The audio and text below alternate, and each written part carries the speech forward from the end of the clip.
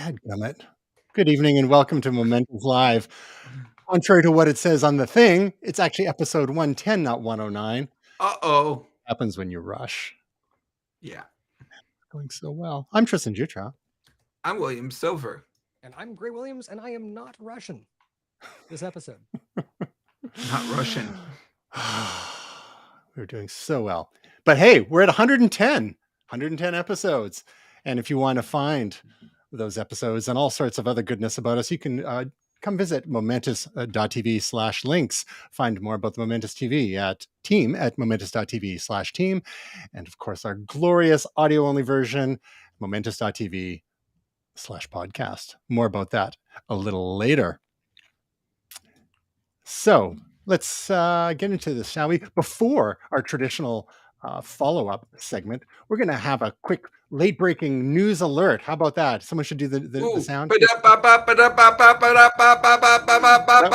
That was much louder than anticipated, but well done. We've got, here we go. Apple releases rapid security response updates for iOS 16.4.1 and macOS 13.3.1. I'm going to throw to Gray in just a moment about what exactly rapid security response updates are. But the key takeaway message for anyone who's paying attention is that mosey on over to your iPhone, your iPad, or your Mac and look for a software update on there. And this, I believe these updates don't require a full system update. It's your regular little security patches. But this is a new take that Apple is doing, and it's rapid, and it's security related and responsive. So if you've got Apple devices, probably go and do that. These things are usually in response to like 0-day exploits and the like. But Gray, fill us in. What's this whole rapid security response update from Apple, and how is it different than what they've done in the past? Well, you kind of did hit all the features there, which is there is something in the world that has happened. It's usually an Israeli security firm has found some way of like freezing the memory with liquid nitrogen, and then something happens. There are going to be, vulnerabilities in software. These come along very quickly, and when they do happen, if they are catastrophic, your entire platform can be decimated. And when we look at Apple now, they're a content provider. They basically are protecting users' data as well. And they're also a financial services company. So they've got a bigger target on their back than they've ever had before. So the RSRs, the idea here is that they're able to push this out to an operating system quickly to answer one of these problems.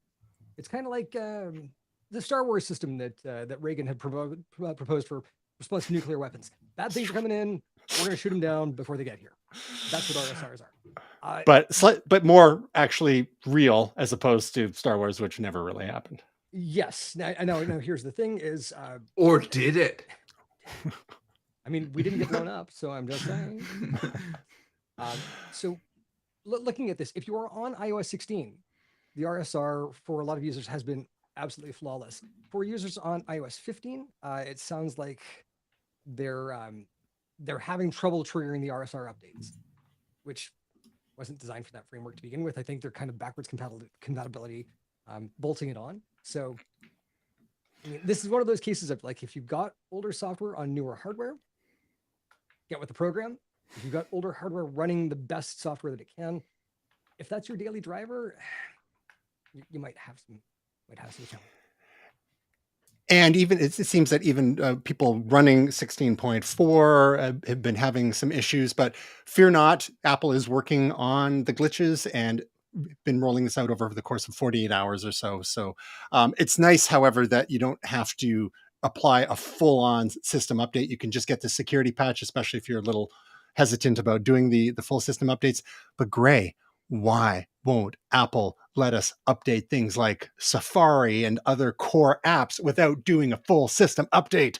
To be honest, I think it's actually to motivate the developers. I think this is an in-house, like, we cannot fix it in a simple patch. So get it right. It's not working, but I think that's the idea. Exactly.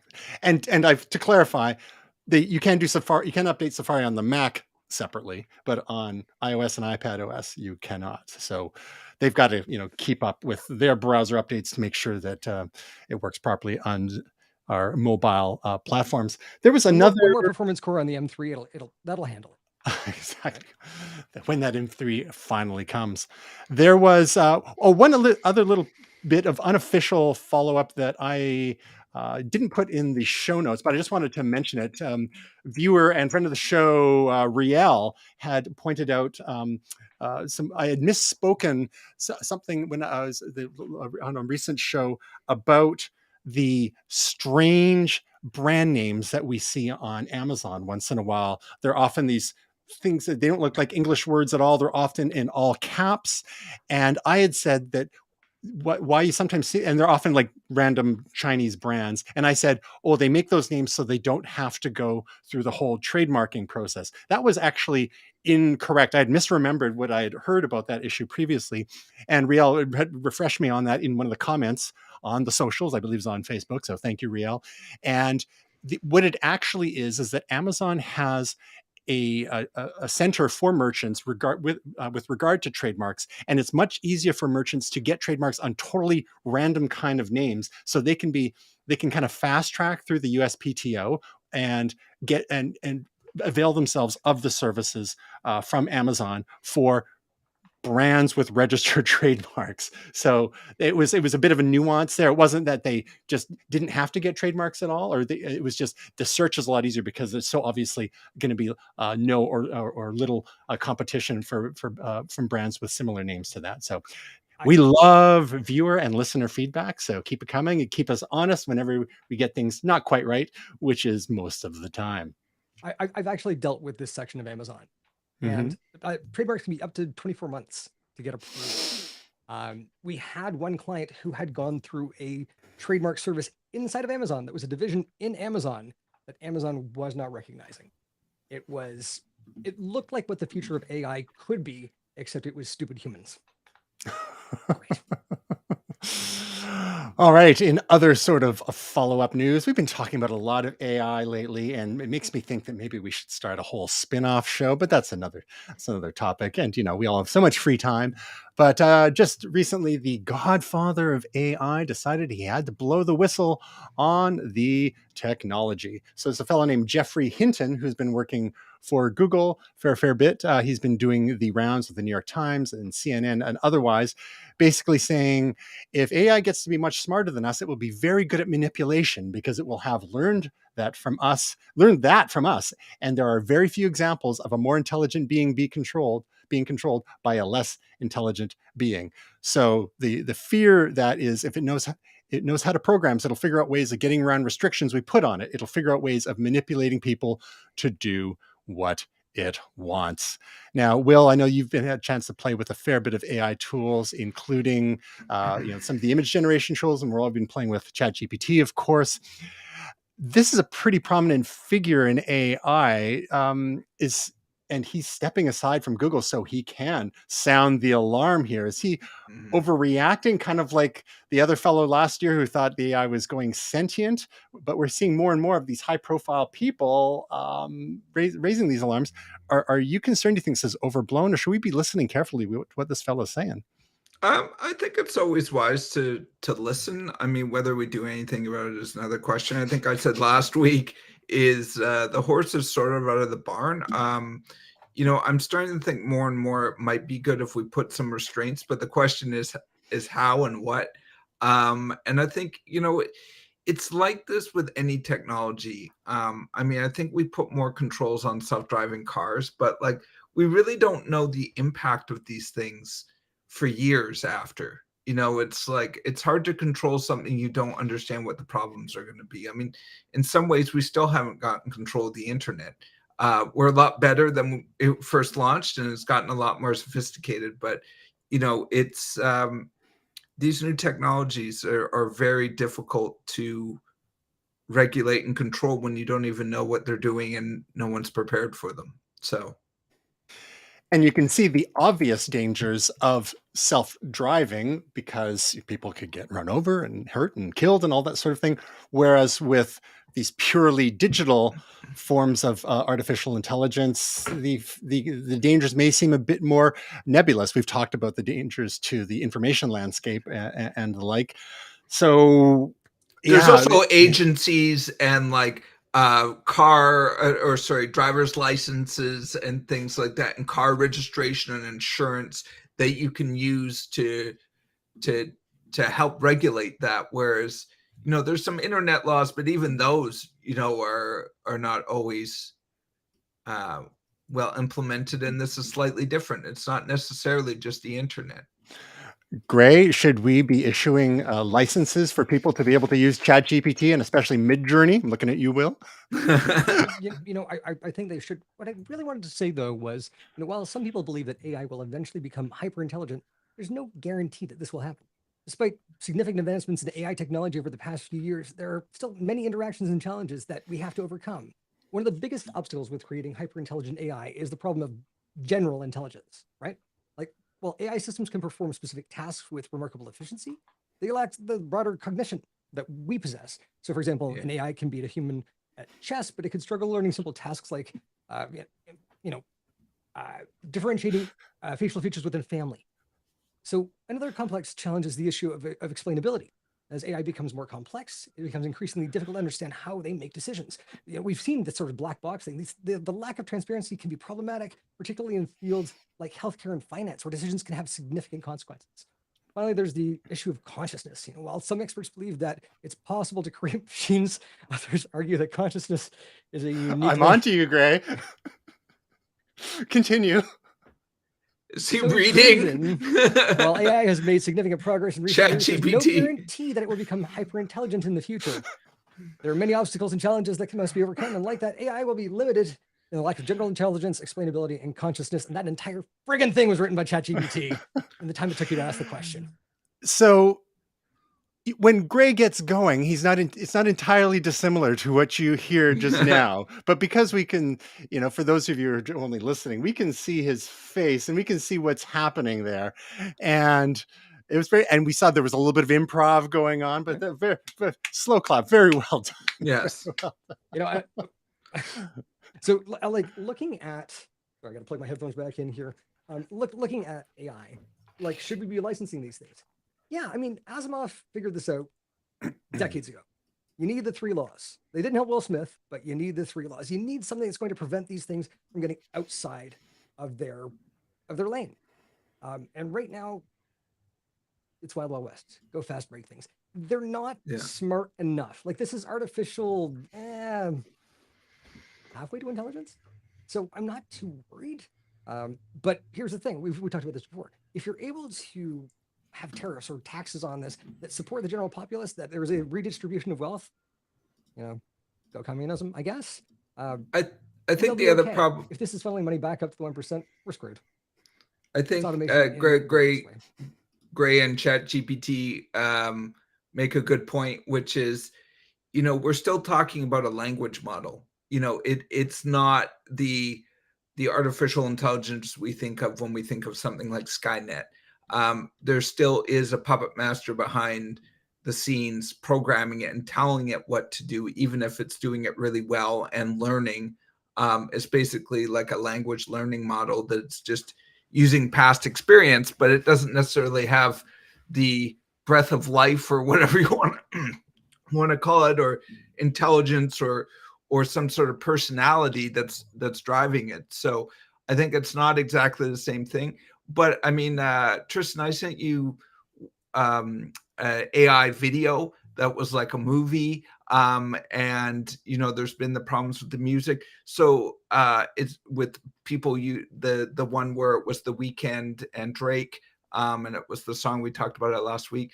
So it's definitely disrupting technologies and scaring people to the point of this could be used to replace existing models and be a disruptive technology and break things we have in place.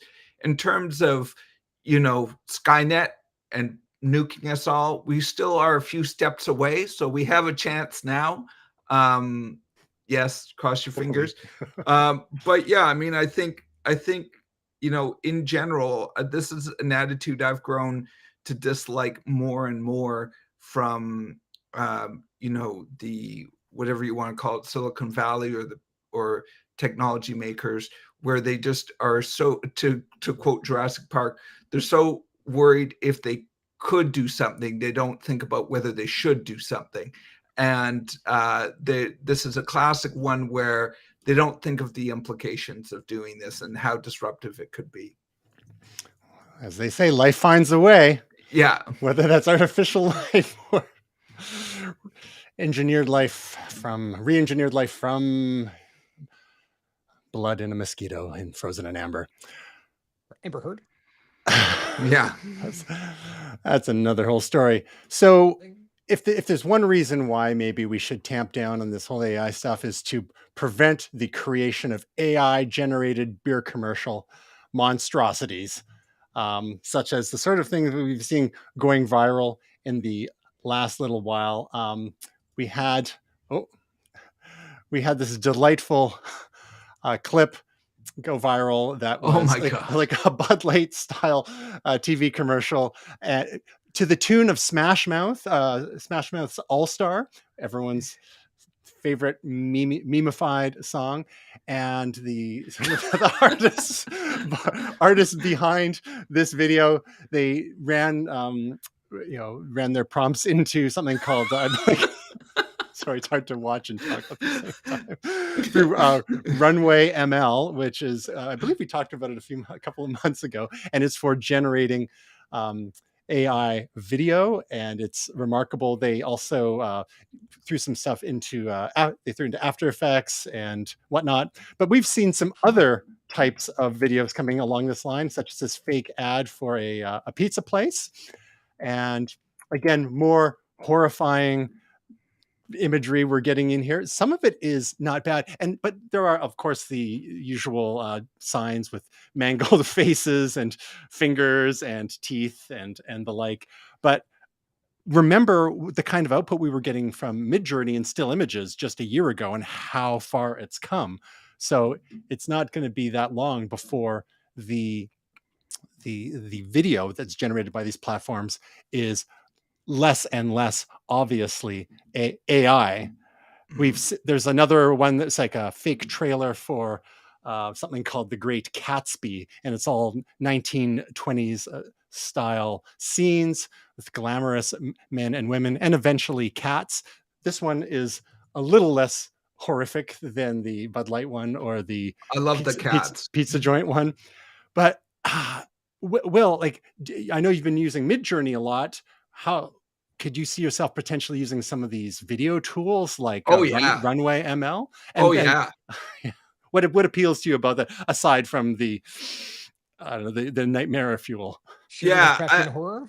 Yeah, I mean, I would love to be able to create quick videos that I could put some of my songs to and use them for promotion on like Instagram and stuff like that. And I mean, it's one thing that I've thought about doing, but the video editing takes a fair bit of time, and like, it's enough time for me just to make the song. And also, it's just so hypnotic, the cats. But it takes enough time for me just to do the graphic. If I could just, put in a couple prompts and do a video, even if it's not necessarily, something I would put in cinema or on television, just a minute video and stick a song to it and sync it up. I mean, I think I'd be very interested in that. Gray, I see you've got Stormageddon with you there. What is his thoughts on The Great Gatsby and other such generative video thanks to these AI platforms? Either his thoughts or yours. I just had a complete breakdown of the systems here because the cat pulled out a bunch of cables. So nice. I can see that you can hear me. I just can't hear you. Yeah. A second. You bet. I need to get rid of these Bose headphones. They've got a removable cable, which I thought was amazing, and it's not. It's like 3 times scary. Okay, so, Will, you mentioned while Gray's getting himself sorted out here, the amount of time it would take normally to do imagery or videos from scratch. And now, as we get better and better at prompt engineering to get good results out of these text platforms, these image platforms, these video platforms, and audio platforms too, that we've talked about in the past, if you can get really good at that, and then like with some of these clips that we're seeing here, it's not just they did it once and it made a whole movie. It was they made specific scenes and then they stitched them together. So short form is one thing, longer form is a bit of another. So there's a bit of time involved, but these things are getting easier and easier. And to get something out of your head and visualized so quickly, again, I think Gray, you've mentioned in the past from when addressing concerns about threat to artists and whatnot, how a lot of these things are good tools just for for rough drafts of ideas, whether it's a rough draft for a written story or imagery or whatever. Will's taken a lot of this stuff from Midjourney into Photoshop and tweaked it up. So, these are, as we've talked about before, these are tools, but very powerful tools. Can I say too, I've actually, I'm just going to admit this now. So I do some volunteer work, as I think both of you know, for soccer groups, and I create some graphics and I create some giant banners. And these are big, what they call tifo in soccer supporting cultures. It's an Italian word.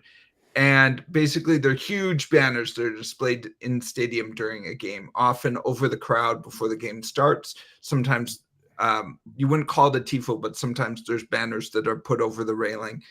So there's one that I'm working on, but 2 weeks ago I created one, and I used Midjourney, and it was eagle, and I just put in simple line drawing, 3 colors, eagle, and it came up with something that was quite usable. I had to tweak it a little bit in Illustrator, but again, this is not for money. This is something really quickly. I mean, that saves so much time. I used to do those type of things and spend a whole weekend doing that. So like, yes, if it was professional, if it was for money, I would do it from scratch. But even that, like, just to get me on a starting point, so I'm not starting from nothing in my head. I actually have references that I can use and something to go towards. Normally I might take 4 or 5 attempts at drawing an eagle and researching all sorts of eagle pictures online and doing things like messing with the levels and posterizing them to try to get it down to minimal lines so I can use that as a reference, and taking out the color and stuff like this. And this is like shooting it out in 5 seconds, and I got 4 to choose from. Like, so, I mean, it's sped up my process on certain things tremendously. And the graphics I do for my music, again, the focus is my music. So I do graphics professionally, but it just speeds up everything to have a tool to get me started. Gray, now that you've been made whole again and you're set up there, any thoughts on, since we've last talked about this with you, on some of these generative AI platforms, especially with regard to the some tools like Runway for video, especially given your experience and career in digital marketing and the like? Anything to add before we move on? I think, unfortunately, they're giving a lot of confidence to people who see a minimal viable product in their own work created by this. We are definitely bringing the curve down with the quality of work that's put out by these things. People look at it and go, look how good this is. And I haven't the heart to tell them that is hot garbage. It is terrible. Now, what that does do is it does allow the people who have dedicated their lives to a profession to use these tools and make better stuff. But the amateurs out there are really making the rest of us look good, because they are, Gordon Ramsay style, serving up hot garbage and then wondering why things flop. Good enough sometimes is good enough, but well, this is the other thing. Want to be? This is the other thing. Oh, well, you're a professional, right? So you use this to get your jumping off point to the next place. Whereas I'm seeing people who have no business as designers, writers. They just don't understand color theory. They don't understand the cadence and flow of a sentence. And that is not elitism. These are the building blocks of these things. Yeah. You got me. So the lead art director where I work said, because he used it once just to play around, like Midjourney, and he said, you know, it looks really good from about 10 feet away. And then you start looking at it and you're like, the perspective on his neck's wrong. There's too many windows in that airplane. The wings are at slightly the wrong angle, ever so slightly just at the wrong angle. So yeah, like Gray says, it's a good starting point, but people just submitting this, whether it's art or writing or whatever it is, and they just don't get it, you know. So you do need the knowledge to be able to use it. It's the same like Photoshop. Photoshop's a tool, right? Photoshop's not going to do it for you. You have to know how to use Photoshop. Well said.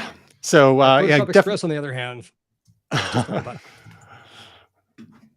All right, let's go from one type of monstrosity to another, and just a little bit of updated news on Twitter. One of the ongoing issues that that Elon Musk has touted is free speech, making Twitter a free speech platform. That's what Jack Dorsey had been trying to do previously. He claimed that Twitter was the free speech wing of the free speech party, et cetera, et cetera, et cetera. What Elon has further clarified over the last number of months, saying that freedom of speech does not equal freedom of reach, echoing some of the more sensible commentators in this space, and has actually finally followed up by starting to put labels on tweets with restricted reach. So unlike Twitter of yore, whereby people were claiming to have been shadow banned, and with the Twitter files, we saw that that kind of thing actually was happening, maybe not using those terms per se, but the algorithm was being tweaked, giving certain people more prominence than others, but it was a black box. Now we've seen other developments in Twitter where, and it's been publicized that certain people, including Elon Musk himself, are more likely to have their tweets shown to others in the For You tab or page on the website, because they're manually cranking up the heat on those sorts of accounts. And other accounts include certain politicians and celebrities and athletes and the like, who are deemed to be positive contributors to the platform.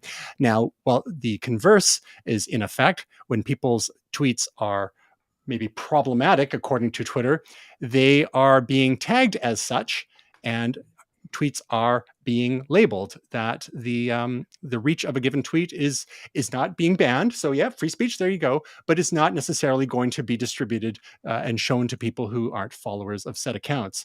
Gray, in this long saga of Twitter that we've been following, even since the pre-Musk years, do you feel that this is a positive step overall?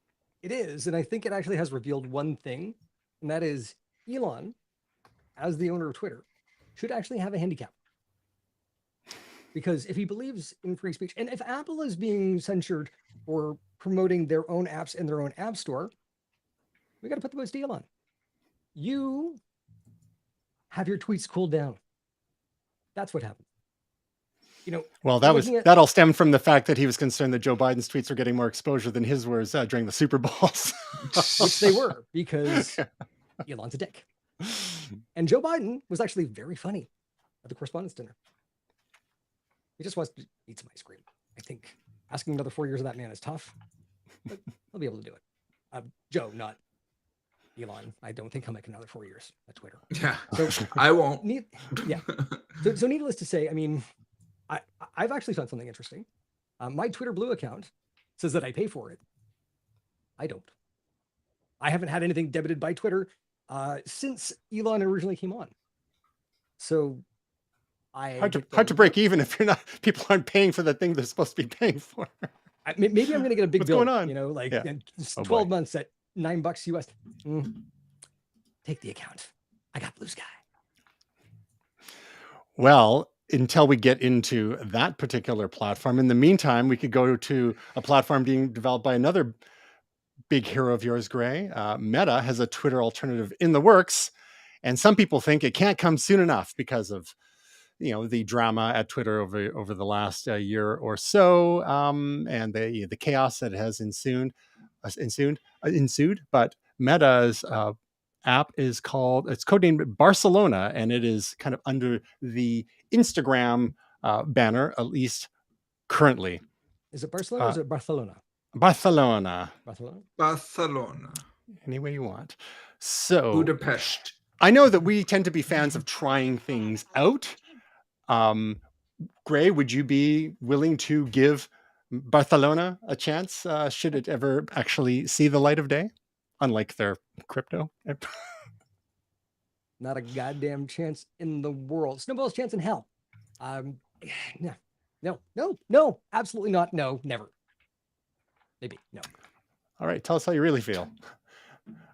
Will, if you are looking for a Twitter alternative, would you be, given that your current activity on Instagram, would you be willing to give Meta a chance with something that is Twitter-like and perhaps its distribution and interaction with news and news makers?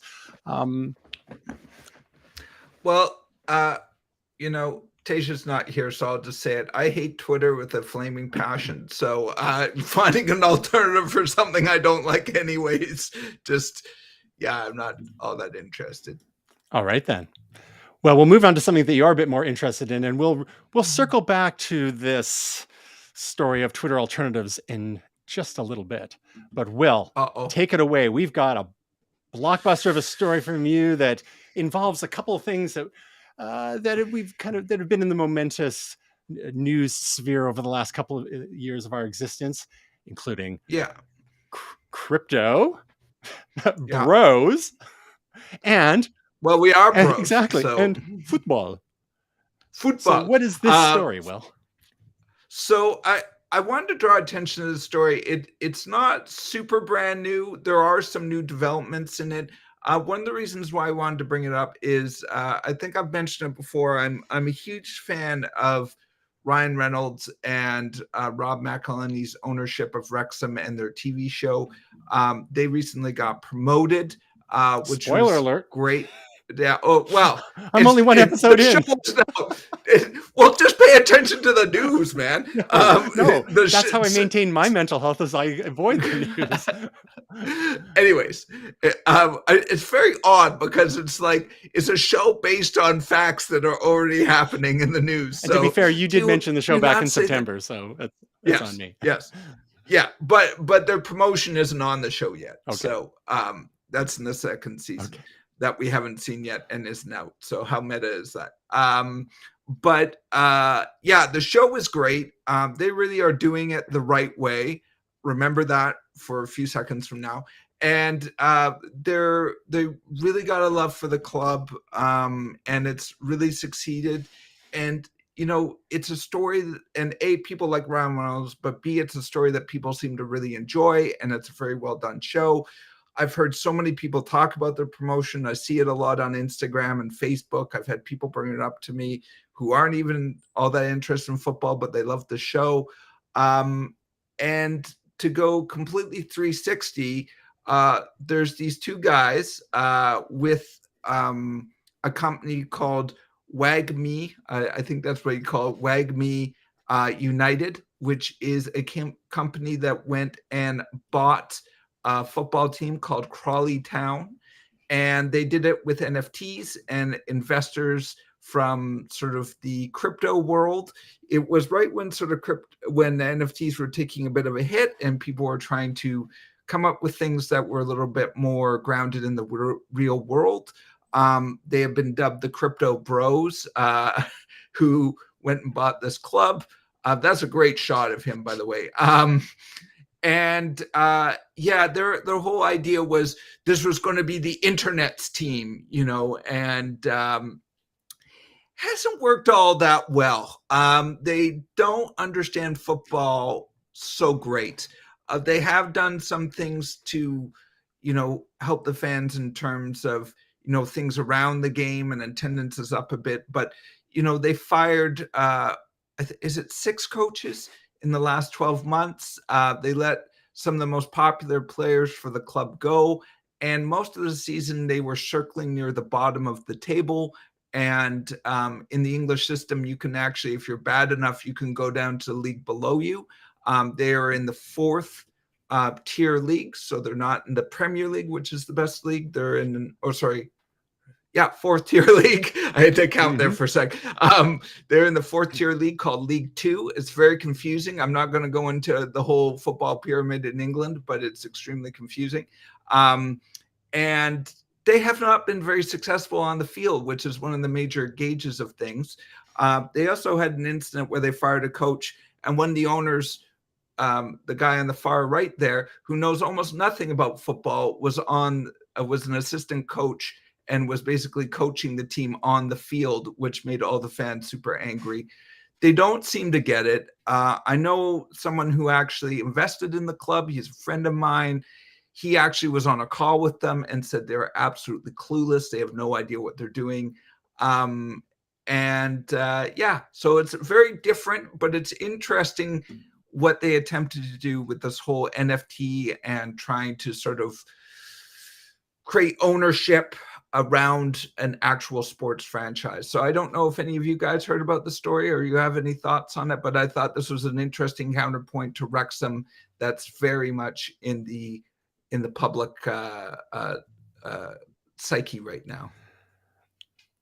Well, I think it just goes to show you that Ted Lasso is indeed fiction, and people get ideas about how you run a soccer team or a football team, as the case may be. It's maybe harder than it looks. So, like you said, the way that Rob McElhenney and Ryan Reynolds are the approach that they're taking with Wrexham is one thing, and this seems to be the polar opposite there, which is unfortunate because real people get affected by that, including the fans and the players and the other managers and coaches on the team. So, I had not heard about this story, but it does indeed seem like a little bit of a train wreck, and I'm sure there's a bit of Schadenfreude being experienced by those who are maybe like anti-crypto or anti-bros or anti-crypto bros, as the case may be. Anything to add, Greg? Not really. I wish I understood more. My brain kind of glazes. Well, I'm happy that people have it, but I'm just like, no. But I think that part of my brain is underdeveloped because it's just like sports ball. Well, it's the combination, I think, of like a performance-based thing with large amounts of money and sort of this like bread and circuses thing where I'm just like, Well, what I'll add is something that was said in Ted Lasso recently, where somebody said, "Hey, Ted, it's your team," and he said, "It's not my team. I'm just running it for a while." And that is very much how soccer teams and football teams are in England. And there's a real big difference between, as you say, Gray, what some critics would say, which is modern football, money football, where there's a ton of money around these clubs and where nations own clubs, like my club, Newcastle, and other clubs like PSG and Man City are owned by, Saudi billionaires and nations and all these kind of things. And the fact that this is so part of a local community, if you watch Wrexham, it's so part of their DNA that it is kind of offensive when people go in and treat it like a possession, rather than understand and appreciate what it means to a community. And it's slightly different, I think, in North America. Like teams like the Vancouver Canucks are important, but there's a different sense of ownership. It's very interesting. I'm sure papers have been written on this, but it's certainly, I think, again, Wrexham, Rob McElhenney especially, I think, understood what it meant to the community, and they treated it as such, whereas these crypto bros just sort of treated it like, hey, this is a fun experiment. So my next question to you both will be, and I'm going to pop out and let the dog outside because he's having some GI issues. So I'll let you take it away. He's pacing around and I'm getting a little concerned. Will, if there was any team that, if you had unlimited funds and there was any team that you could buy and have it and hire who you wanted for coaches and managers and all that, who would it be and why? And then I'll be back in a sec. You can tell the world and we'll sum it up, but take it away. And then we'll go to Gray. He has time to think about it because, the sports ball part of his brain is underdeveloped. Sure. That's okay. Not everyone likes the sports ball. We're allowed not to like sports ball. Go. But I think, normally I would have said Newcastle United, which is my English team, but I think I'll probably say the Whitecaps, the local club here, partly because I think that they could use some new ownership. Shots fired. And I think that there's more of a need for change right now. While I don't love the ownership structure of Newcastle, they are, doing well, and they do have stable ownership, and who am I to think I can do it better? So, in that sense, I think they're in a good place, whereas I think the Whitecaps need some help. So that's what I would do. Now, Gray, let me take this question and switch it a little bit, because I don't want to force you to like sports ball. If there's some company or some entity you could own and switch it around and develop it and hire the people you want, what company would that be? Google. Straight up Google. Google? Meta's too far gone, right? I see that as a diseased sinking ship that hopefully will succumb beneath the waves. Google, on the other hand, I would split out the advertising division. I would spin that out, and I would have it fund a nonprofit for the software development, open source for everything they do. And I would have a moratorium on canceling projects that aren't immediately earning a profit for 3 years. You get 3 years to show that you can make a profit. Anything at the end of 3 years that isn't would be sold off to a company that could. You don't cancel projects anymore. That's what I would take hold of. So how good would they be at sports then? Trash. Oh, I switched the question. Oh, did you? While you were away. Yes. I played MC. All right. Fill me in. I had the mic and I said, hey, if you don't like sports ball, I totally get it. Let's broaden the question. What entity would For you? sure. I kind of got that was tweaked. But what was your answer, Will, real quick? I put it in the chat, but just I said Whitecaps. all right. We can go into all the issues the Whitecaps have had over the years. Oh, actually, I was pretty diplomatic in my answer. And for me, I think the obvious choice would be the Vancouver Canucks, because I mean, can anyone do any worse? Also, I just want an excuse to get free concessions, or at least staff discount on concessions. That's all. So I don't have to go to Costco for a hot dog and a pop before the game. You'd be closer to Costco. Okay. So speaking of tech companies that Gray is going to save by either putting out of their misery or carving up into various divisions, and stranger things have happened, and they may happen again. We looked at the antitrust cases of the 20th century with Bell, Ma Bell, and the baby bells that emerged from there for the telecom companies and whatnot. But moving on to back to our social network chat, and speaking of Twitter alternatives, we've spoken about a couple of today and others in the past, but there's one that's gotten a lot of buzz over the last while. We were meant to talk about it a few weeks ago, and it just didn't make the cut. But over the last week or so, lots and lots of buzz for Bluesky, which was started by Jack Dorsey, one of the original co-founders and former CEO, a couple of times of Twitter. And it was an open source project, I believe, that was being developed within Twitter and then got spun out. And it's kind of, the idea is going to be kind of part of the Fediverse, like Mastodon, and with open protocols, but currently it's only being run on one server. I'm on the waiting list for it. I've yet to get in, because I only just bothered to get on the waiting list like today. But Gray, sounds like you've got some insights for us, and feel free to correct me on my take on Bluesky. But what have you learned so far, and what have you experienced so far? And what's your take on Bluesky? So I think Bluesky has this wonderful inherent organic feature of not having Elon involved. Now, this is a technology that is exclusive to no one. It's exclusive to everybody except Twitter, right? Like, it's just, not having Elon involved. It's a relatively new thing. Unfortunately, like, we've got a couple of space exploration companies that have it, that don't have it. There's a car company that doesn't have it. It's rough. But for everybody else that does have not having Elon involved, it really just, it's like a breath of fresh air. The actual platform is great. The sign up process is very simple. The Fediverse thing, I mean, I think people are starting, like, I would say people, like lowercase p people, meaning people who use technology and are slightly addicted to it. We're getting used to the 3-level name, but you can actually get a more refined name if you put a little bit of effort into. I have not done that yet. I've got Graydub as mine, .bluesky.social or bsky.social. This feels like Twitter used to feel.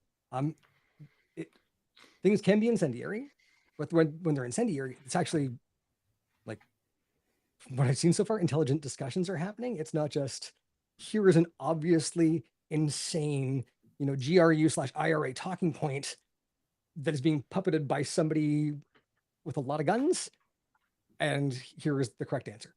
That's not happening here. We're actually seeing real debate with actual points and human beings talking. So Bluesky, I like. The fact that it got spun out of Twitter, schadenfreude, beautiful. I love it.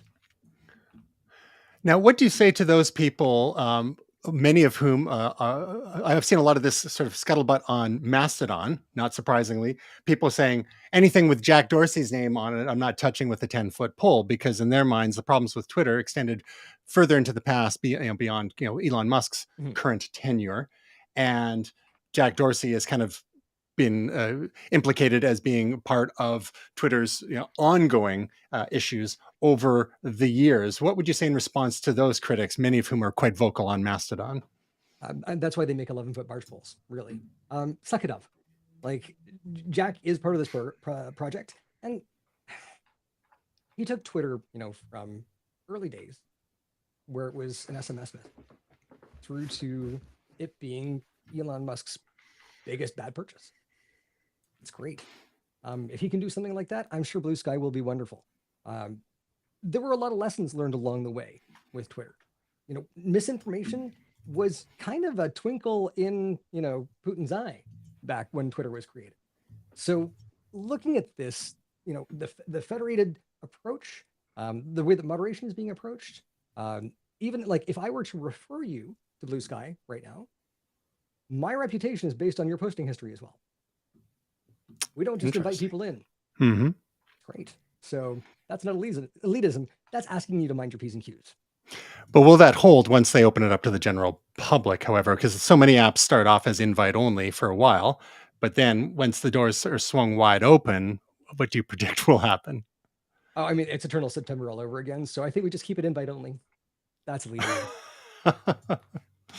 Fair enough. We'll see how things develop from there. We've got a number of people like who were active on Twitter and other social platforms like Chrissy Teigen, AOC, Matt Iglesias. So people from various parts of the spectrum and in different industries and whatnot, giving Bluesky a go. It just remains to be seen. There's only about 60,000 people on there so far and about 300,000 on the waiting list. So it's competition is good. Jack had 2 kicks of the can with Twitter. His first tenure, and then he was out wandering the wilderness for a little while. And Dick Costello took over, and Jack started up Square, which is now Block, successful company in its own right. So the fellow's capable of doing things. But in his second tenure at Twitter, a lot of people felt he was pretty distracted because he was trying to manage 2 companies at once, and not everyone is Steve Jobs and can do Apple and Pixar at the same time. So now, and some of these people on Mastodon, what I've noticed in my time on Mastodon, there's a lot of people spend time complaining about Twitter still, and some of them are even insist on doing stupid things like calling it the bird site, whatever. But a lot of the tech people on Mastodon tend to be like anti-crypto people, for one thing. They tend to skew very liberal, which is fine, but also very white, which is really interesting too. So the demographics that have been evolving in some of these platforms, there's been a number of reports of people of color who went into Mastodon and did not feel welcome at all for one reason or another. And part of it is, what server you get onto and the moderation policies on any given server. And for newbies, especially people that aren't tech people, trying to figure out, well, which server I should be on. And it's all that extra layer of confusion. If Bluesky can take the idea of Mastodon and make it a more user-friendly version, which according to what you're saying, Gray, sounds like so far that the onboarding is a bit better. They've had a few tech glitches, which is natural. It's still pretty early days. But would you say that you're optimistic about its future? Yeah, absolutely. I mean, so far, this app feels far more mature than a lot of the things that I've seen out there. Like Mastodon is great. They've made a whole bunch of fixes in the last little while. They're getting there. This does feel like Bluesky does feel like it's leapfrogged it a little bit. So I'm hopeful again for more competition for these products to drive each other forwards. But right now, though, I'm reaching for Bluesky more than Mastodon, and I'm doing a lot of reading and not a lot of tweeting because I'm kind of working this year to say less and listen more. I know that sounds crazy for me, but yeah. That's why we have 2 ears and 1 mouth, right?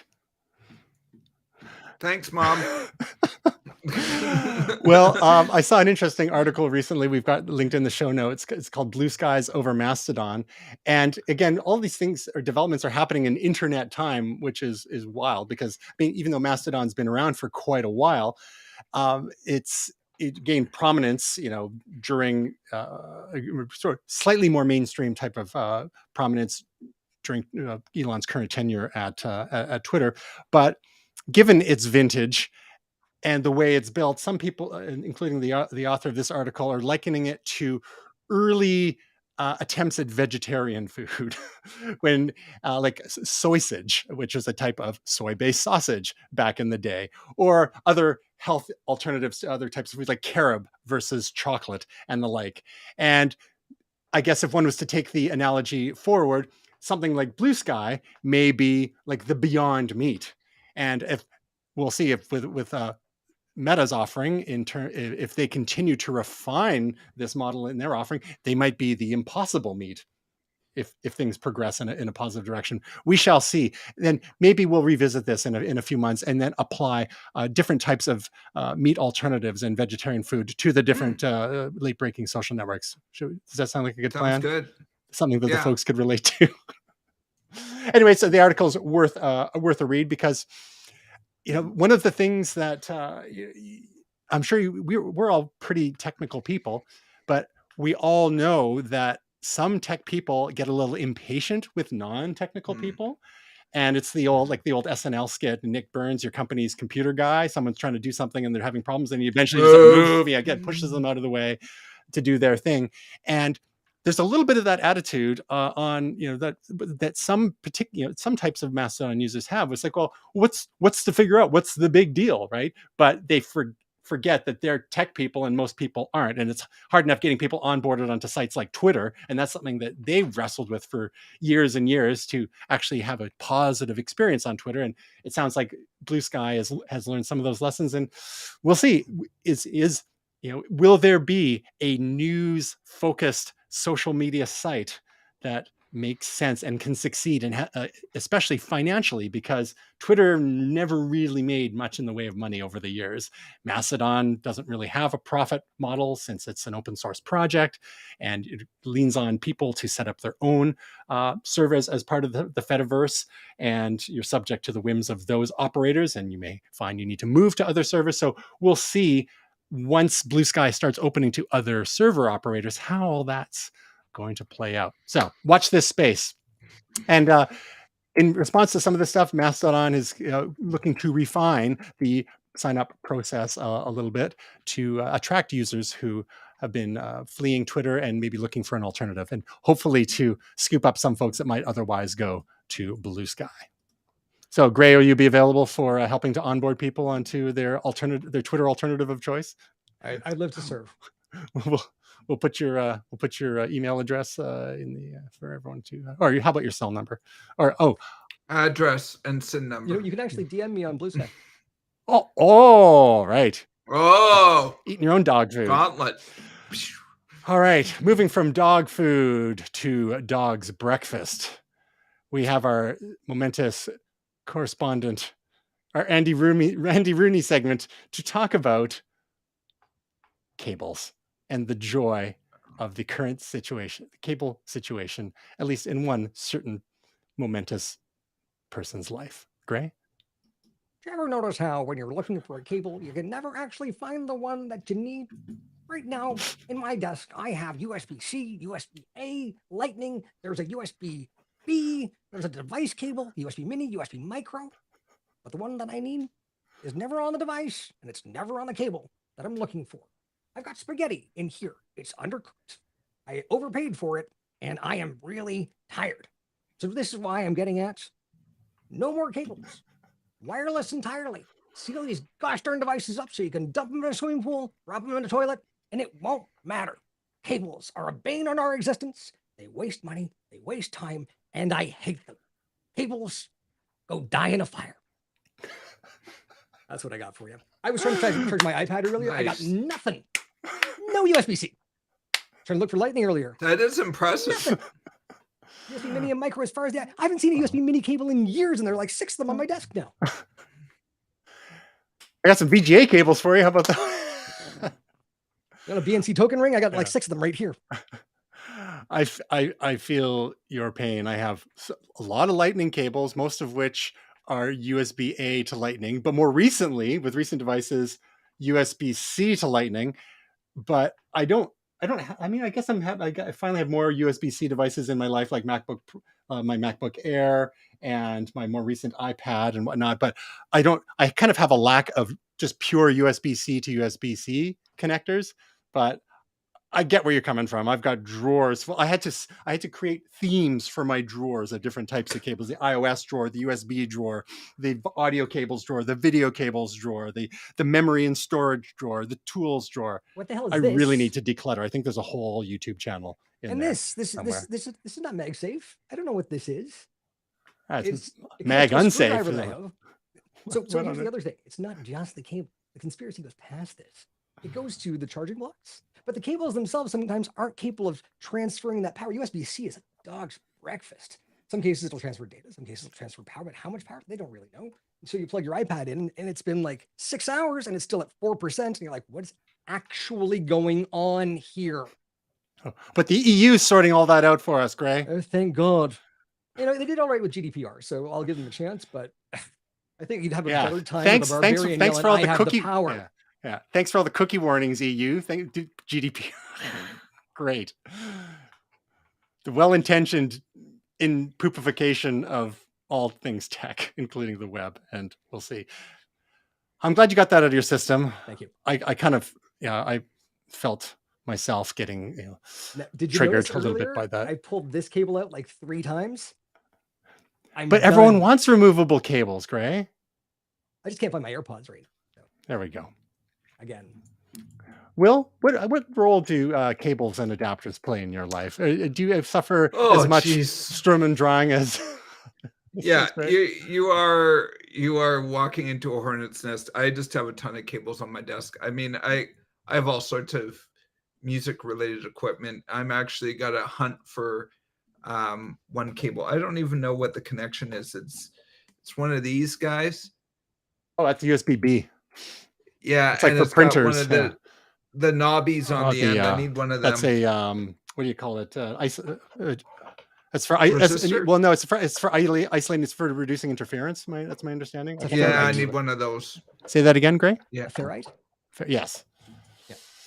Not a ferrite. So I need to find another one of those because I have a device that I took one away from, and now I need another one. And I know I probably have one somewhere in my box of stuff. So and so you also had like these guys. Do we see that one? Right, and then there was the square block USB-B that was USB 3D. Oh, it's what's with the HDMI in 2 sizes? That always drives me crazy. Oh, we got mini HDMI, yeah. Mini HDMI, but so here's the thing: it's not just 2 sizes, right? You've got HDMI 1, HDMI 1.1, HDMI 2, 2.1, and how many gigabits does it do? Does it power over Ethernet? No, everything is awesome. Is to blame for this. Monster Cable is to blame for this.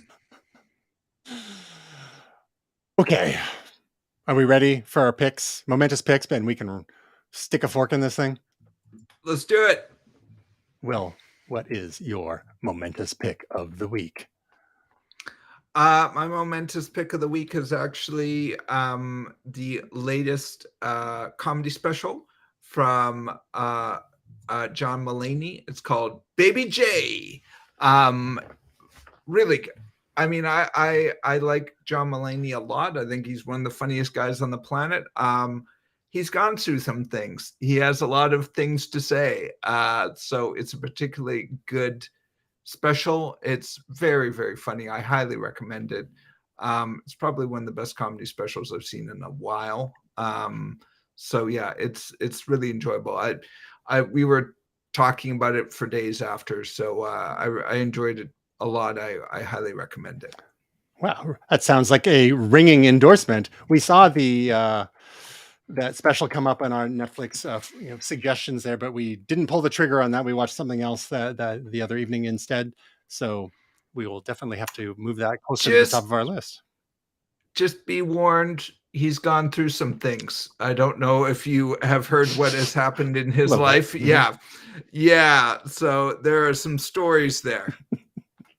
Oh, from the trailer, it sounds intriguing. Yeah. I think he did go on about, I think when he was on SNL last year, he did go on about a little bit of that stuff for sure.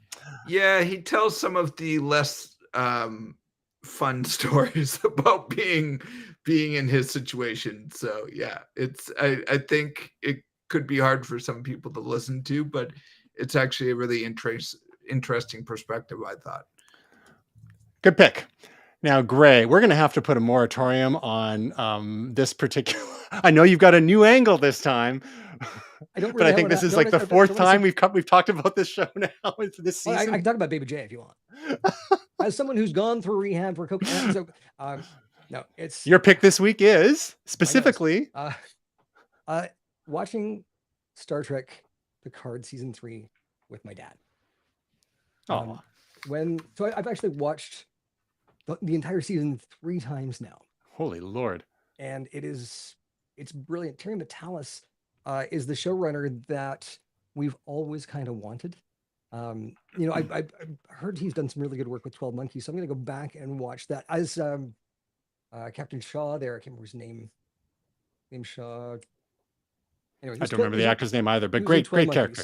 Yeah, and like just note perfect. Probably one of my favorite characters in Star Trek of all time.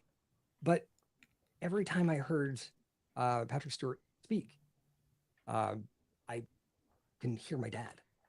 Like they have a similar cadence. They look similar. And so I had a brief window of opportunity when I was home to watch the last 2 episodes of Picard season 3 with my dad, which are the most impactful for a certain relationship that my dad and I share.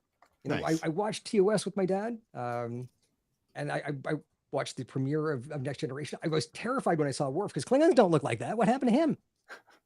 We have this like beige leather couch that I used to jump behind. And so my dad's going to be 74 this year. And he fell asleep 5 minutes into the first episode. And after I'd gone through this backstory of explaining the previous 8 so we didn't have to watch them. There were diagrams and puppets. But he woke up shortly after that. And there was just this moment, where there is a reveal of something that's very important to the crew and very important to me. And there was just like from feet away, I just heard this and take a breath. And I'm like, he's excited as I am about this. It was great. And it was, we don't always get these moments with family. And sometimes, when folks are gone, they never get them again. So I took the time, and that's my pick of the week. Well said. Yeah, I too have fond memories of watching Star Trek TOS, as you said, the original series with my father, off and on back in the day. I was so young I barely understood it, aside from seeing tribbles and other things. A lot of it was technobabble, so it's like reverse polarity. Okay.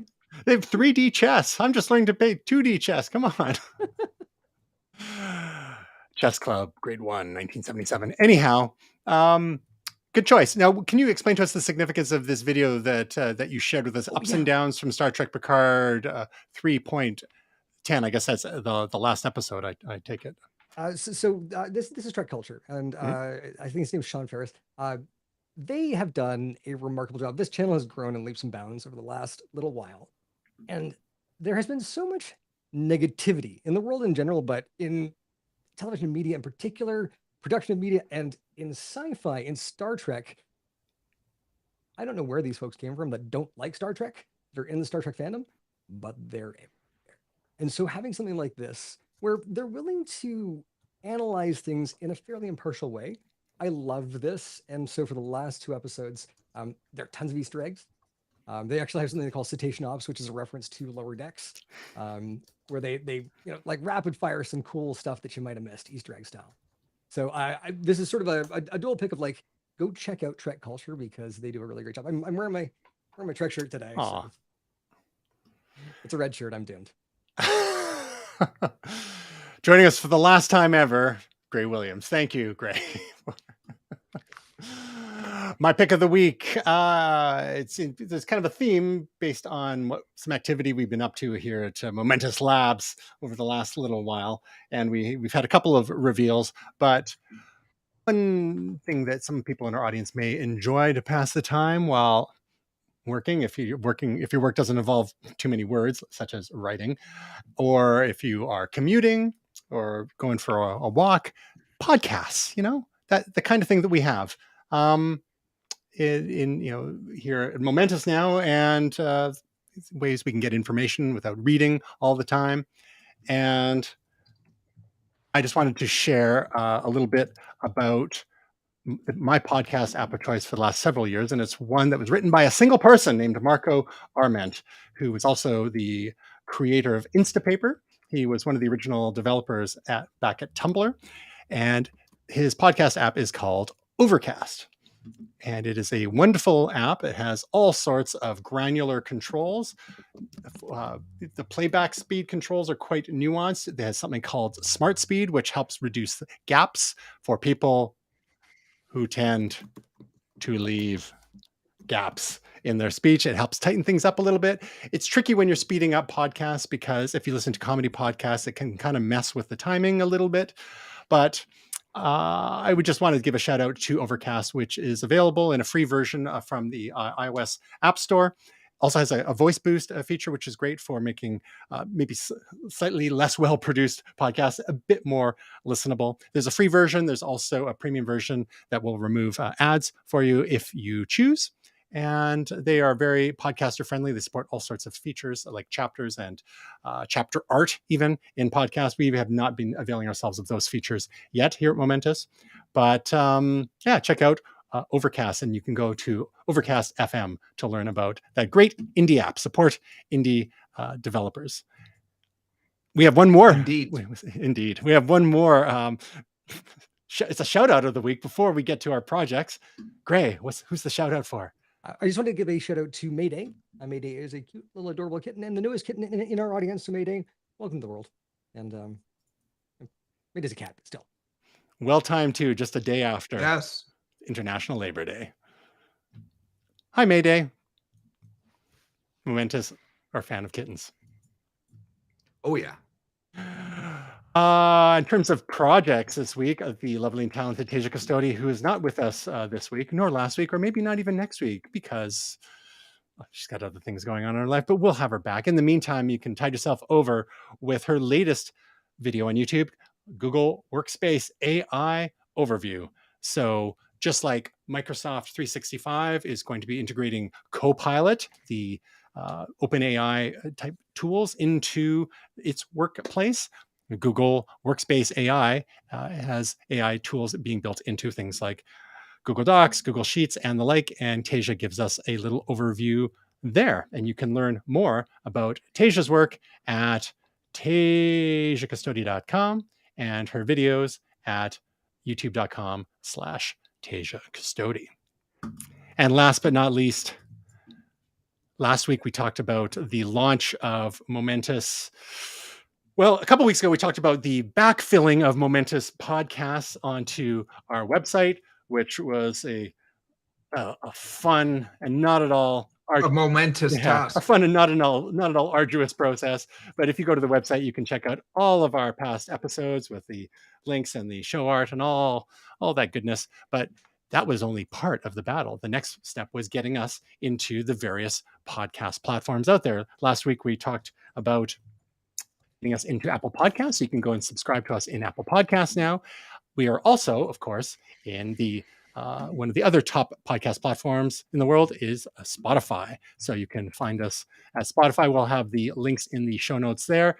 It's a little weird because when I set up the Spotify management tools, there was a different older Momentous podcast in there. And it was like, I shouldn't have the rights to manage their podcast. So I think there's a little bit of confusion on the back end there. But Whoa. on the bright side, we're still showing up as we should be on the front end. So people who use Spotify for listening to podcasts can do so. And then next week, we might feature another platform. And again, if you want to learn about our podcast, you can go to momentous.tv/podcast, and I will be including, which I haven't done it yet, including links to all those popular podcast platforms. And you can find out about the Momentous team at momentous.tv/team, and all our social links at momentous.tv/links. And speaking of kittens, my cat's expressing his lack of dinner, so maybe it's time for us to sign off. Well, Gray, it's always great getting together with you. And everyone else out there, Oh, indeed. we hope your week is truly momentous.